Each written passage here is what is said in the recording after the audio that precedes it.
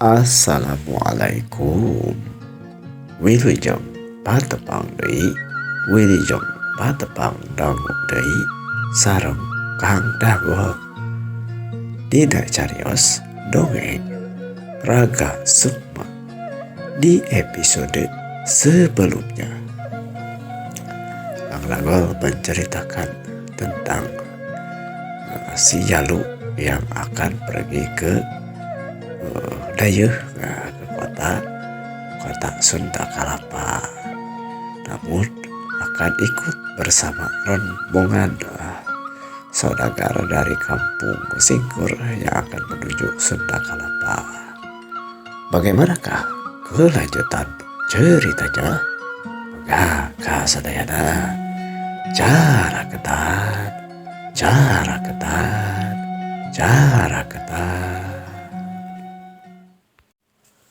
Dongeng Raga Sukma season kedua episode ke-37. Kemudian rombongan saudagar itu pun berangkat dari Kadipaten Singkur menuju ke kota Sunda Kalapa. Jalan yang digunakan adalah jalan yang melalui hutan Giri Luhur, disebabkan untuk menghemat waktu karena memang mereka agak diburu-buru katanya untuk mengantarkan barang-barang ke kota. Di perjalanan, sesaat setelah mereka keluar dari batas Kadipaten Singkur, mereka langsung menempuh perjalanan di sekitaran hutan Giri Luhur Tea. Pada awalnya, sampai kira-kira menjelang waktu asar ataupun sore, perjalanan tidak memiliki hambatan. Namun di tengah-tengah hutan, perjalanan mereka sepertinya mendapatkan sebuah gangguan. Pada awalnya, di tengah jalan setapak itu terdapat seperti batang pohon dari pohon yang rubuh. Rombongan pun berhenti. Kemudian terdengar Mang Ruyung sebagai kepala rombongan itu berkata, "Berhenti sebentar. Di depan ada sebuah kayu. Jadi saya pikir semuanya harus ada yang mengamankannya terlebih dahulu, sehingga kayu tersebut tidak menghalangi perjalanan kita."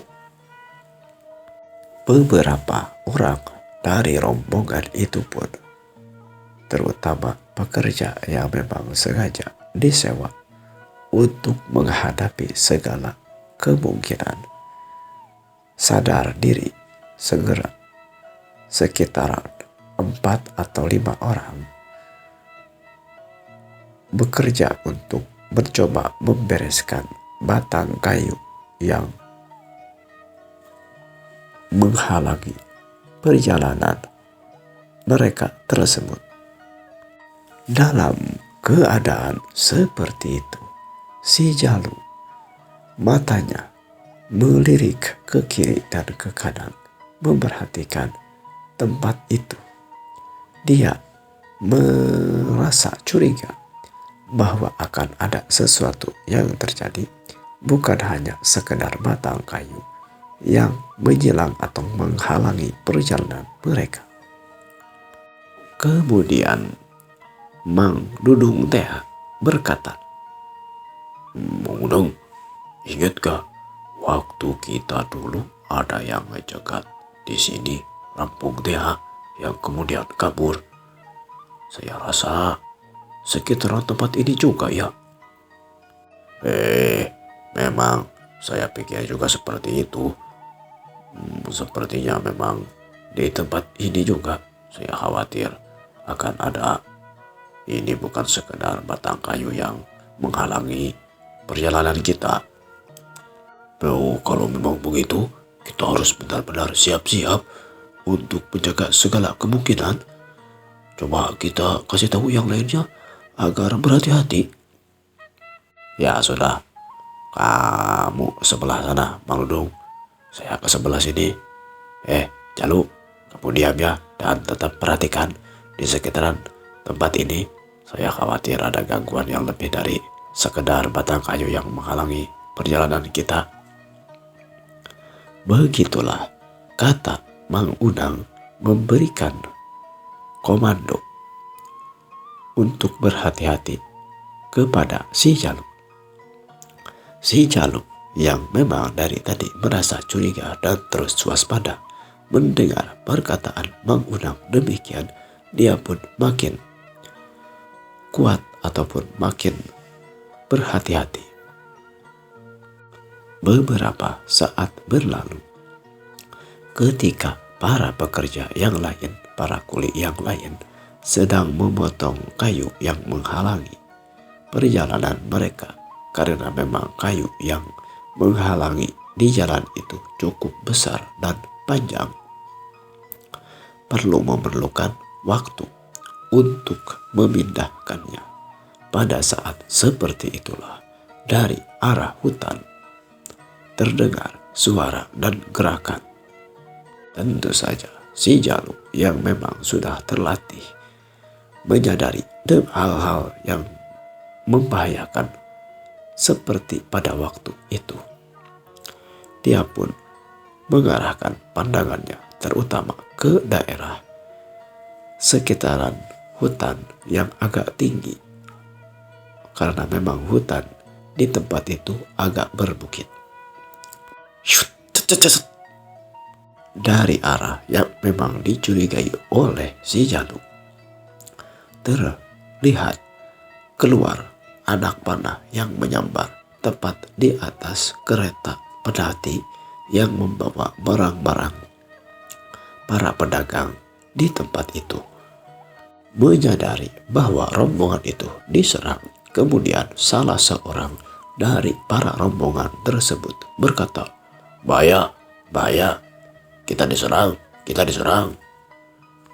Ki Ruyung yang memang dari tadi dia pun sangat berhati-hati dan waspada menyadari hal demikian. Kemudian dia berkata, "Semuanya waspada, hati-hati, kita ada yang menyerang."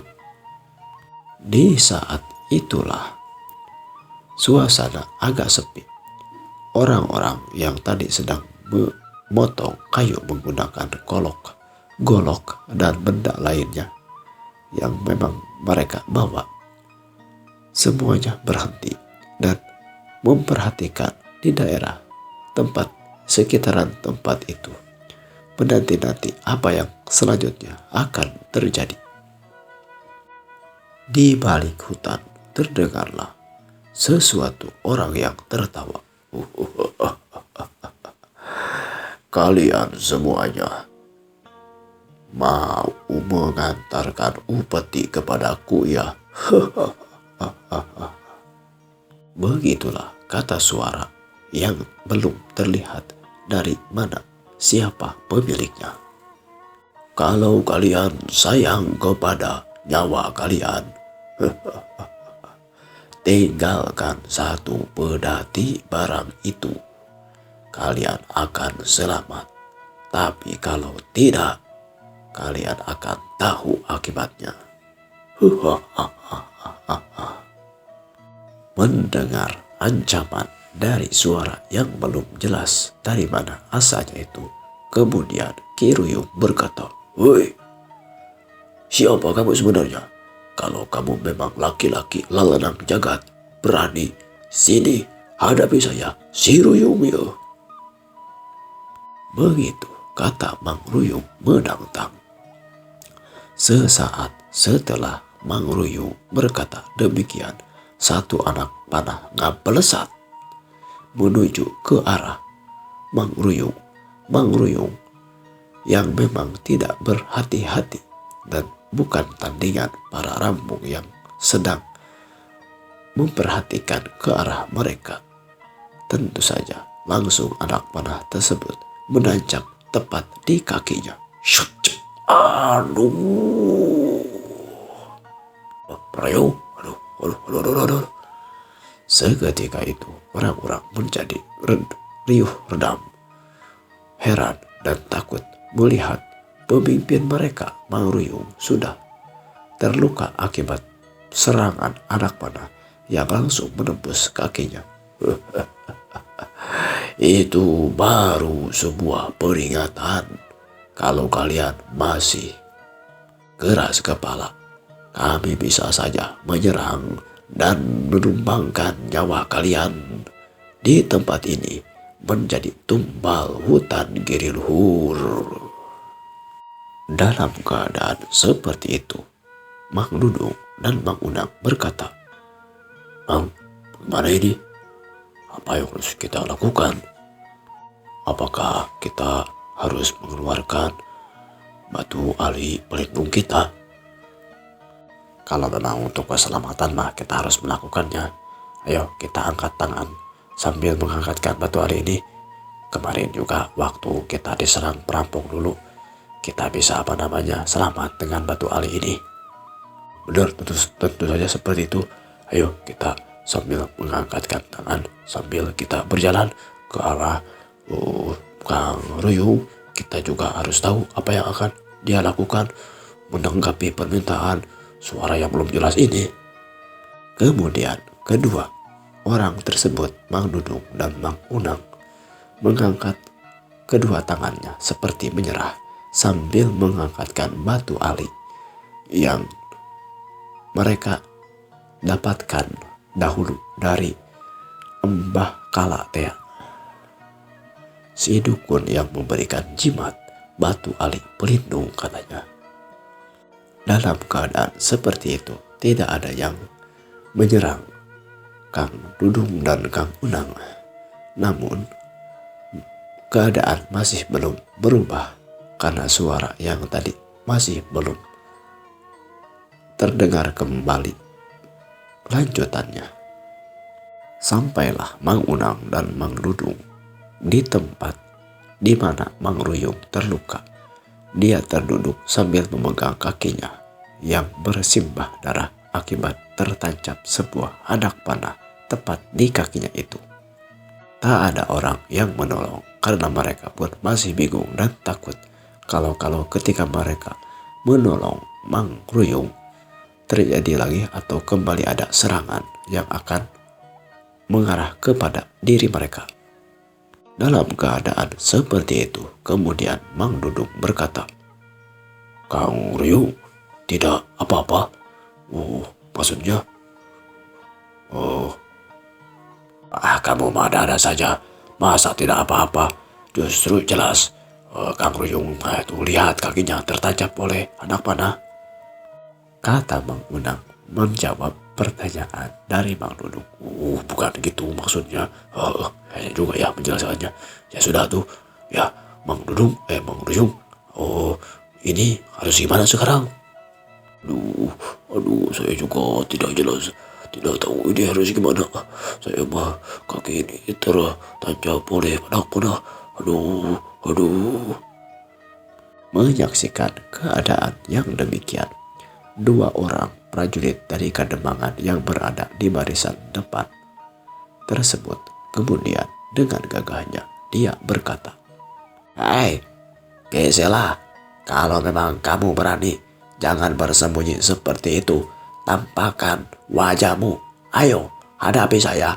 Ini prajurit dari Kademangan Cisingkur," kata prajurit tersebut dengan penuh gagah berani. Tak ada jawaban dari pertanyaan ataupun tantangan dari sang prajurit tersebut. Tapi jawabannya adalah satu anak panah kembali ngabelesat mengarah kepada diri atau tubuh sang prajurit tepat ke arah punggungnya dari belakang.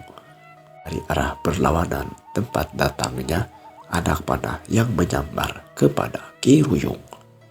Si Jalu yang memang sudah terlatih melihat keadaan bahaya seperti itu, segeralah dia mengambil sebuah kerikil kemudian dilemparkannya ke arah anak panah tersebut. Dengan gerakan yang cepat dan tepat, shoot, terang. Anak panah yang menyambar itu pun tidak sampai mengenai sang prajurit.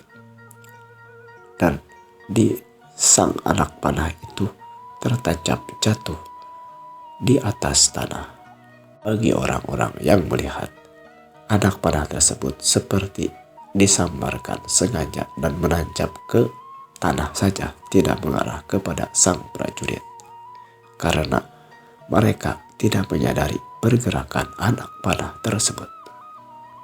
Beberapa saat kemudian, keluarlah seseorang dari balik hutan. Orang yang tubuhnya sangat tinggi dan juga badannya sangat besar. Kumis paplang dan juga rambut gimbal atau panjang. Rupanya itu adalah si Kalong Tea. Tidak beberapa lama kemudian, dia diikuti oleh dua orang yang lainnya. Orang yang sangat dia percayai untuk mengiringinya, yaitu si Cekai dan juga si Gobang. Terdengar si Kalong tertawa sambil berjalan mendekati ke arah para pedagang yang lewat itu. Aku dengar ada prajurit dari Kadipaten. Mau apa kamu, ha? Mau tanding 1 lawan 1? Mau bawa 1 balan, 1 pasukan menyerang saya? Hah? Aku hadapi sekarang juga. Sini kamu, ha? Mendengar tantangan dari Mang Kalong itu, kemudian sang prajurit itu berkata, jadi kamu ya yang menjadi ketua rampung ini? Kamu tidak perlu tahu siapa aku. Mau ketua kerampungnya kek, mau apanya kek. Sini kalau kamu berani lawan dia, si Kalong. Mendengar perkataan si Kalong tersebut, kemudian sang prajurit di barisan depan itu memandang rekannya yang lain yang juga sudah melanggar golok dan juga atau senjata, memberikan isyarat untuk menyerang bersamaan. 2 orang prajurit siap melawan 3 orang perampok yang ada di hadapannya. Dengan gerakan yang cukup cepat, 2 orang prajurit tersebut berlari mengarah ke arah 2 perampok, ke arah si Kalong, sambil ke kiri dan ke kanan menebaskan golok dan pedang mereka. Dalam keadaan seperti itu, si Cekai yang tubuhnya agak kurus, namun tetap tingginya cukup tinggi, dengan gerakan yang cepat sambil menggunakan golok menghadapi 2 orang prajurit tersebut. Dengan cepat seolah tidak bisa diikuti oleh tatapan mata. Seolah-olah tidak jelas apa sebabnya 2 orang prajurit tersebut berteriak yang kemudian mereka berdua lepuh. Yang kemudian mereka berdua rubuh.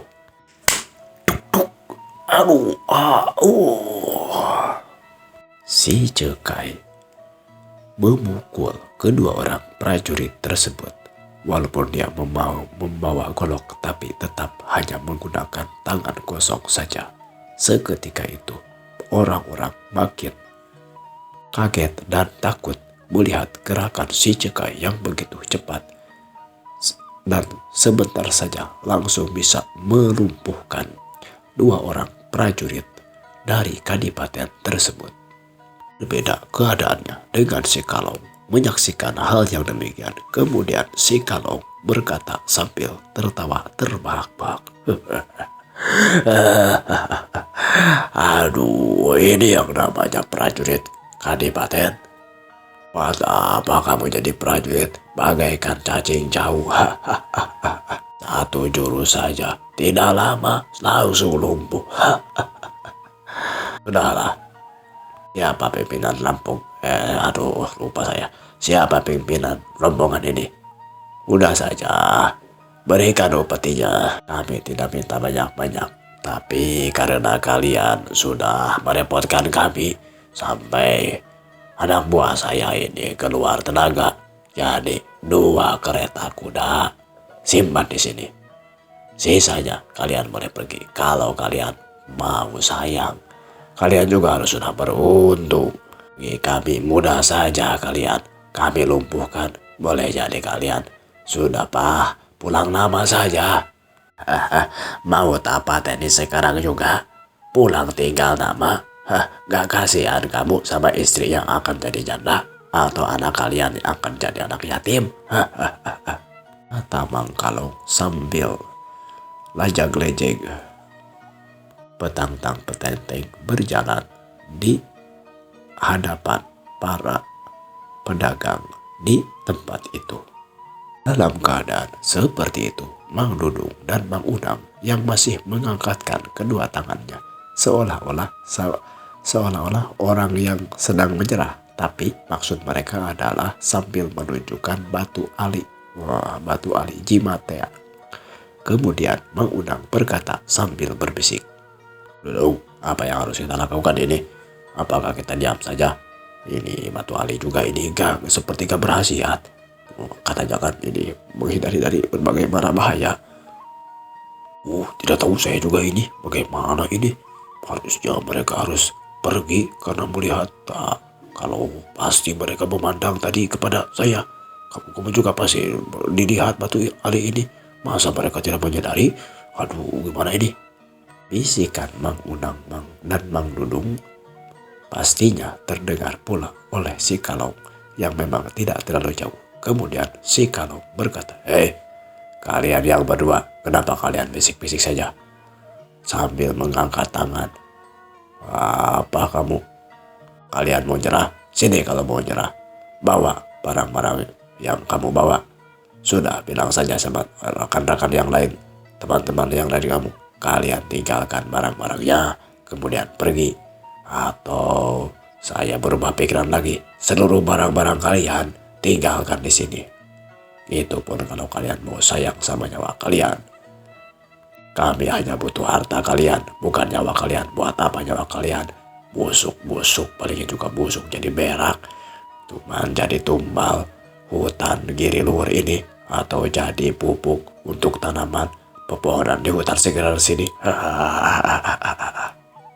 Mendengar kata-kata Mang Kalong demikian, kemudian Mang Unang berkata lagi kepada Mang Dudung sambil berbisik, "Tuhnya, masa dia tidak tahu batu ali ini, tapi kenapa tidak mati ya? Saya juga heran. Saya juga ini kenapa tidak mati batu ali dari Simbah Guru teh? Aduh, jangan-jangan sudah tidak berkhasiat lagi ya Mang Unang? Saya juga bingung." Kemudian Mang Kalong terdengar berkata lagi, kalian berdua, kenapa kalian itu ngobrol saja sambil berbisik-bisik? Sini kalian berdua, ha? Mendengar nada bicara Mang Kalong yang seperti marah dan terlihat juga matanya melotot kepada mereka berdua. Seketika itu Mang Unang dan Mang Dudung langsung hilang pengajiannya. Langsung takutlah. Karena memang pada dasarnya kedua orang ini hanya mengandalkan batu ali saja. Dan untuk dalam hal ilmu kanuragan dan ilmu bela diri, mereka tidak memiliki kemampuan yang memang sepadan dengan para rampok yang dihadapi mereka. Kemudian Mang Dudung berkata, ampun. saya, ampun, ampun, ampun, kamu ini ampun, saya, kalau memang kamu nyerah, sudah kamu tunduk dan berlutut di bawah, jangan berdiri seperti itu, tanganmu tetap diangkat seperti itu, ha? Mendengar perkataan Mang Kalong demikian, langsung saja Mang Dudung berlutut sambil tetap mengangkatkan kedua tangannya. Kemudian Mang Kalong pun berkata lagi, dan satu lagi, jangan ngomong saja kamu, jangan berbisik-bisik. Mau apa kamu? Mau tak pateni? Mendengar ancaman dan kata-kata Mang Kalong demikian, tentu saja Mang Unang dan Mang Dudung makin takut dan miris. Takut-takut mereka menjadi korban kekejaman dari para rampok yang sudah mereka saksikan. Panah sudah menembus di kaki Mang Ruyung sebelumnya. Kemudian terdengar Mang Kalong berkata lagi, sang ketua rampok itu, aku lihat tadi ada prajurit dari kadipaten yang akunya yang lain yang barisan dari belakang. Sini kalian berdua. Kedua prajurit yang dimaksud oleh Mang Kalong tersebut pun kemudian menghampiri dengan berjalan penuh ketakutan. Melihat keadaan dua prajurit yang sepertinya takut itu, kemudian Mang Kalong tertawa sambil berkata, ini yang disebut prajurit kadipaten, kecing begini kayak cacing jauh. Kemari kalian berdua, cepat datang ke sini. Sambil berjalan agak terkopoh-kopoh karena mungkin mereka berdua sudah takut karena menyaksikan kedua rekannya yang dengan gerakan begitu saja sudah rubuh dan terjatuh. Bahkan dalam pikiran mereka mungkin kedua rekannya memang sudah meninggal akibat dari para kekejaman para rampok di hadapan mereka. Ketika mereka berdua sudah hampir sampai di hadapan Mang Kalong, seketika itu Mang Kalong langsung mengayunkan telapak tangannya, ditamparnya dua orang prajurit tersebut. Celebot. Pipi kedua prajurit tersebut ditamparnya oleh Mang Kalong, dan seketika itu mereka berdua langsung terjatuh, tersungkur dan pingsan. Lihat. Prajurit, apa kalau seperti ini? Satu kali tamparan pukulan saja, nyungsep. Siapa yang akan melindungi kalian lagi? Kemudian Mang Kalong, sang ketua rampok, berkata lagi, aku lihat kalian bawa kereta pedati ini ada sekitar 4. Jadi 2 pedati ditinggalkan di sini dan kalian boleh membawa 2 pedati yang lainnya. Saya pikir kasihan kalau kalian pergi ke kota katanya mau bawa barang-barang tapi gak punya, gak ada barang-barangnya. Lucu nanti kamu. Ada saudagar bahwa mau bawa barang-barang dagangan tapi tidak ada barang dagangannya. Gila apa kalian? Ya sudah, mumpung saya masih baik, tinggalkan 2 pedati kalau kalian mau selamat. Kalau nggak mau ya sudah, sini hadapi ini si Kalong. Orang-orang yang berada di tempat itu mendengar perkataan Mang Kalong hanya terdiam. Kut. Si Jaluk menyaksikan keadaan yang demikian. Kemudian dalam hatinya dia berkata, waduh, gimana nih? Saya bingung cara memutuskan. Apakah saya lawan saja? Kalau saya lawan, saya jadi bukan lagi Jawara demit kalau begini mah. Tapi kalau tidak dilawan ini kan harus saya harus bisa saya selesaikan nih. Melihat dari gerakannya memang rampok-rampok ini bukan rampok sembarangan. Pukulan-pukulannya sangat kuat, tapi terukur juga sebab keempat prajurit ini lumpuh tapi tidak sampai meninggal. Kalau melihat Saleh terlihat dari pukulan nama memang mati tapi hanya pingsan lah. Tapi beda lagi nih sama Mang Ruyung mah. Kalau dibiarkan takut dia kehabisan darah. Walaupun di tempat yang masih bisa ditolong, tapi kalau memang terlalu lama takutnya jadi makin parah. Aduh, jadi bingung nih. Kalau tidak ditolong, takutnya pasti ini barang-barang yang diambil oleh mereka. Kalau ditolong, ya berarti, aduh gimana ya. Si Jaluk yang memang masih dalam keadaan baru lulus dari berguru ilmu bela diri, ilmu demitnya, ditambah belum memiliki pengalaman, dia masih ragu dan belum bisa memutuskan apa yang akan dia lakukan secara cepat. Tapi dipikir-pikir mah kalau dengan demit mah pasti bisa.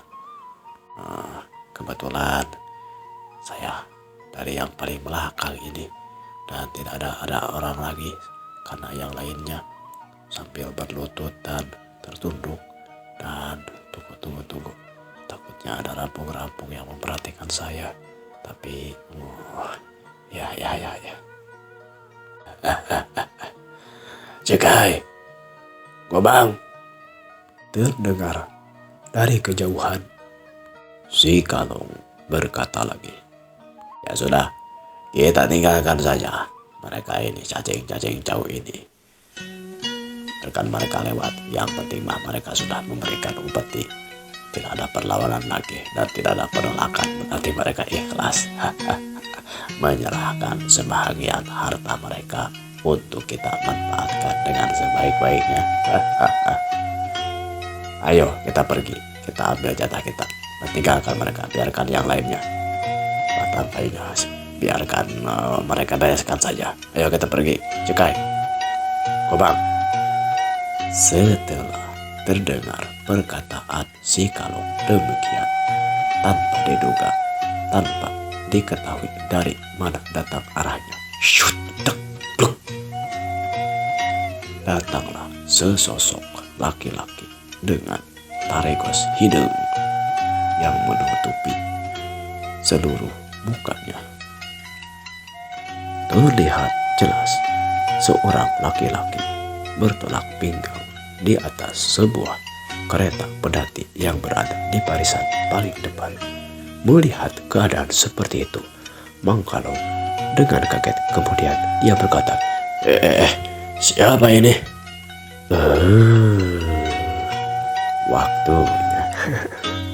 Waktunya sudah cukup untuk episode kali ini.